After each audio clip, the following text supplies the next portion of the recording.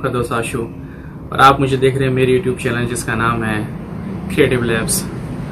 Actually आज मैं बात करूंगा आपसे एक ऐसे फील्ड के बारे में जिसमें मैं खुद पिछले 10 सालों से काम कर रहा हूं। और एक सवाल रहता है कि जब भी मैं अपने दोस्तों से मिलता हूं, कहीं भी गाँव जाता हूं, तो वो हमेशा मुझसे पूछते हैं कि यार आप काम क्या करते हो। एक बार मुझे याद है मेरी दादी ने मुझसे पूछा कि बेटा आप कौन सी फैक्ट्री में काम करते हो। तो आई वाज लाइक यार शुड आई से, मैं क्या कहूँ अभी। तो मैंने कहा कि उनसे दादी मैं एक पीतल की फैक्ट्री में काम करता हूँ। तो बोली अच्छा ठीक है, सब ठीक है। मैंने हाँ दादी बिल्कुल ठीक है।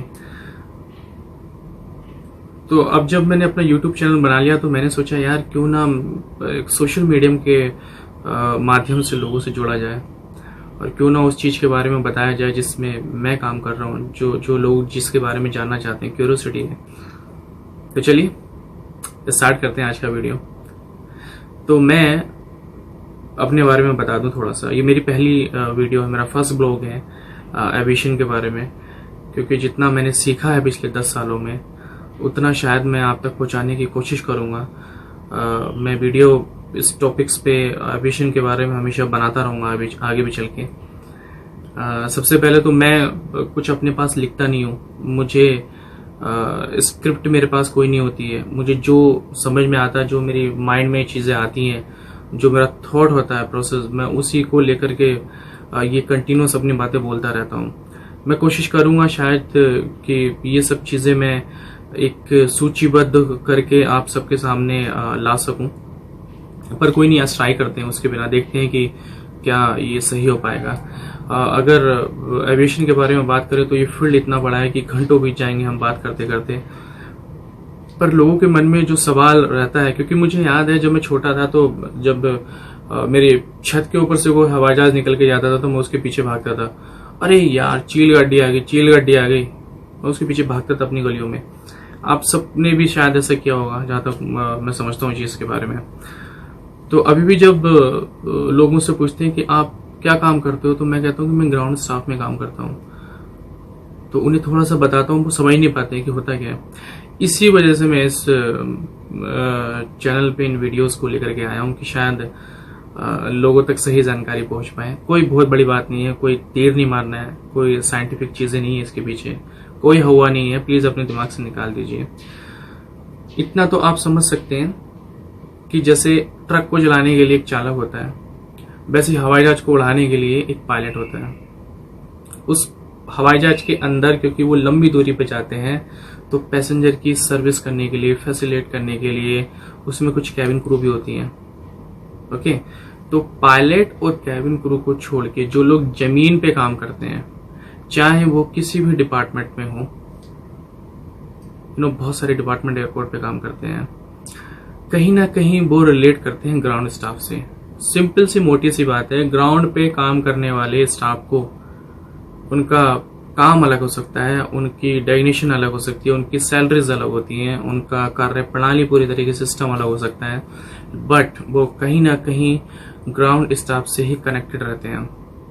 ओके, ये बात, इतनी सी बात याद रखिए, इतनी सी बात समझ लीजिए कि जो लोग हवा में उड़ते हैं जैसे पायलट या कैबिन क्रू हुआ, वो ग्राउंड स्टाफ में काउंट नहीं होते हैं। अदरवाइज उसके अलावा जो जमीन के नीचे जितने भी लोग काम करते हैं भैया, वो सब ग्राउंड स्टाफ में आते हैं किसी न किसी रूप में। अगर इस पे बात की जाए तो ये बहुत बड़ा टॉपिक है, बट वीडियो बहुत लंबी हो जाएगी, उसका कोई फायदा नहीं है। लोग वैसे भी ज्यादा वीडियोस आजकल स्किप मारते रहते हैं। तो सबसे पहले लोग सवाल पूछते हैं कि यार क्या मैं ग्राउंड स्टाफ में काम कर सकता हूँ भैया, क्या मेरी नौकरी लगवा सकते हो भैया, मेरी जॉब लगवा दो भैया, मुझे ऐसा बता दो, क्या मैं ऐसा कर सकता हूँ। तो मैं उन सबसे, क्योंकि मेरा एक्सपीरियंस ऐसा है कि जब मैंने ग्राउंड स्टाफ में जॉब स्टार्ट की थी आज से 10 साल पहले, तो आई वॉज नॉट अवेयर, मुझे नहीं पता था कि एग्जैक्टली होता क्या है। मुझे पहले इंटरव्यू में निकाल दिया गया था। दिल्ली एयरपोर्ट पे एक इंटरव्यू हुआ था स्पाइसजेट को लेकर के। स्पाइसजेट एक एयरलाइन है, तो उन्होंने मुझसे ग्राउंड स्टाफ के बारे में पूछा एंड आई वाज ब्लैंक, क्योंकि I had no idea about the ground staff.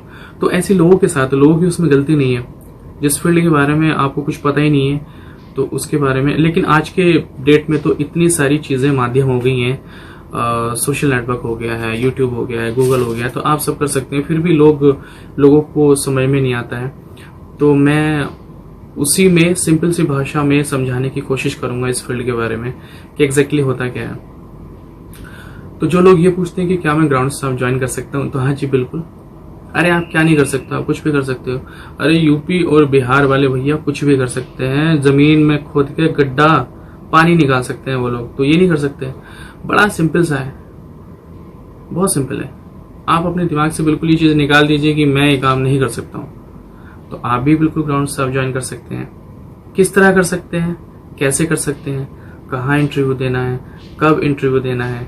देखिए भैया, सबसे पहले तो आज की डेट में कोरोना काल में एविएशन इंडस्ट्री हुआ, सर्विस इंडस्ट्री हुआ, इनकी हालत बड़ी टाइट है और पता नहीं कितने साल तक ये उभरने वाले हैं नहीं अभी, जहां तक मुझे ऐसा लगता है। बाकी भैया जो एनालिस्ट हैं उनका तो मुझे पता नहीं है, जो ज्ञान देते हैं कि नहीं जी ऐसा हो जाएगा वैसा हो जाएगा, पर मुझे ऐसा लगता है कि हाँ बहुत ज्यादा पीछे चले गए हैं, क्योंकि जहाज उड़ नहीं रहे हैं, स्टाफ पूरा आ नहीं रहा है। ठीक है, जहाज नहीं उड़ रहा तो स्टाफ कहां से आएगा, बैठेगा थोड़ी वहां जाके। तो इसलिए बट आने वाले टाइम में इसमें बूम होने वाली है, क्योंकि आप जानते हैं छोटे छोटे अभी शहरों में भी एयरपोर्ट बनने लगे हैं। अयोध्या में एयरपोर्ट की मंजूरी है, जेवर इंटरनेशनल एयरपोर्ट बन रहा है, तो आने वाले टाइम में बहुत सारी नौकरियां इसमें निकलेंगी। दूसरी बात कि क्या मुझे ग्राउंड स्टाफ ज्वाइन करना चाहिए। बहुत सारे ट्यूटोरियल्स आपको मिलेंगे जो बहुत सारी बातें बताएंगे कि यस, तो मैं भी यही कहता हूं कि हाँ जी बिल्कुल आप ग्राउंड स्टाफ को ज्वाइन कर सकते हैं। एक चीज जो बहुत इंपॉर्टेंट है, जो लोग नहीं शायद बताते हैं, वो ये है कि आपको ना बर्दाश्त करना आना चाहिए। आपके अंदर एक क्वालिटी होनी चाहिए, एक पेशेंस होना चाहिए कि आप लोगों को कितना बर्दाश्त कर सकते हो। जब आप किसी एयरलाइन के लिए काम करते हो, जब किसी ग्राउंड लेवल पे काम करते हो, एयरलाइन का सिंपल सा एक मतलब समझ लो कि पैसेंजर सर्विस, पैसेंजर जहाज में जाते हैं।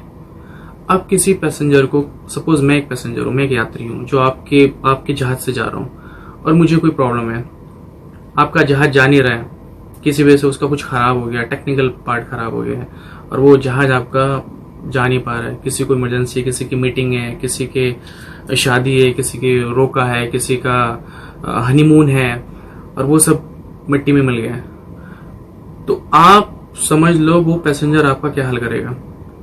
उस सिचुएशन में आपको वो सिचुएशन हैंडल करनी आनी चाहिए, और वो हैंडल करनी आएगी आपको एक्सपीरियंस के बेस पर, जब आपको एक्सपीरियंस हो जाएगा। अगर आपको लगता है कि हाँ आप लोगों की बातें सुन सकते हैं, हाँ आप लोगों को बर्दाश्त कर सकते हैं, हाँ आपके अंदर इतना जज्बा, इतना पेशेंस है कि कोई कुछ भी कह के आपके सामने आपको चला जाए किसी भी लेवल तक, और फिर भी आप हंसते हो उसकी क्वेरी का सवाल दे सके, तो एग्जैक्टली सर्विस इंडस्ट्री आपके लिए बनी हुई है। आप बिल्कुल एविएशन इंडस्ट्री में आ सकते हैं। एक बहुत ही कॉमन सा सवाल सबके दिमाग में रहता है, खासकर जो उत्तर प्रदेश और बिहार से बिलोंग करते हैं ना, उनको ऐसा लगता है कि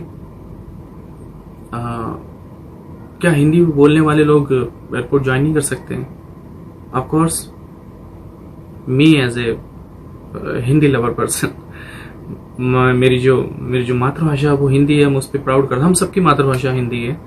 बट क्या होता है कि जब कोई भी इंडस्ट्री आपको हायर करती है, तो वो देखती है कि आपका कॉन्फिडेंस लेवल कैसा है, क्या जिस काम के लिए आपको नियुक्त किया जा रहा है, क्या उस पर आप खरे उतर पाएंगे। एयरपोर्ट पे काम करने का मतलब आपको डिफरेंट कंट्रीज के लोगों से मिलना है, बात करना है, उनकी क्वेरी का सोल्यूशन देना है। मेन रीजन यही है कि उसमें इंग्लिश की रिक्वायरमेंट होती है। अगर आप अपने आप को इंटरव्यू में रिप्रेजेंट कर सकते हो, आप सवालों के जवाब दे सकते हो, या आपको लगता है कि हाँ आप अपनी बातों से लोगों को कन्विंस कर सकते हो, तो आप डेफिनेटली इंटरव्यू क्रैक कर लोगे। कोई मुश्किल बात नहीं है, इट्स वेरी सिंपल। ये मेरा फर्स्ट वीडियो है इन सारी चीज़ों पर। शायद मैं चीज़ें आपको समझा पा रहा हूँ, क्योंकि अगर मैं इस बारे में सारी बातें करने लगूँ तो वीडियो बहुत लंबी हो जाएगी। टॉपिक्स पर, इस एविएशन से रिलेटेड जितने भी टॉपिक्स हैं, जितना भी मेरा एक्सपीरियंस है, जितना भी मेरा निचोड़ है पिछले 10 सालों का, मैं इस पर बात करता रहूंगा। मुझे आशा और उम्मीद है, इसी उम्मीद के साथ मैं ये वीडियो बना रहा हूँ कि शायद मैं जहां तक ये जानकारी पहुंचाना चाह रहा हूँ पहुंच पाए। जो भी आपके मन में डाउट्स हैं, जो भी आपके सवाल हैं, तो प्लीज आप मुझसे पूछ सकते हैं बेझिझक एयरपोर्ट के बारे में, इस लाइन के बारे में, और मैं कोशिश करूंगा उन क्वेरीज को पूरी तरीके से सॉल्व करने की।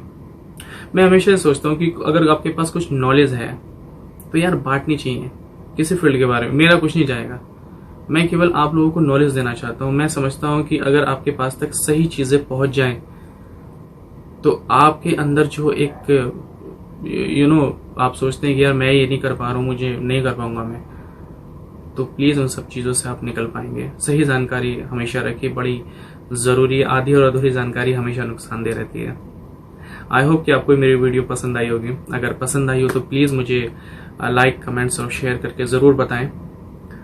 इसी आशा और उम्मीद के साथ मैं आपसे अलविदा लेता हूँ। खुश रहिए, आबाद रहिए, हंसते रहिए, मुस्कुराते रहिए और अपने आसपास साफ सफाई रखिए। जय हिंद, जय भारत।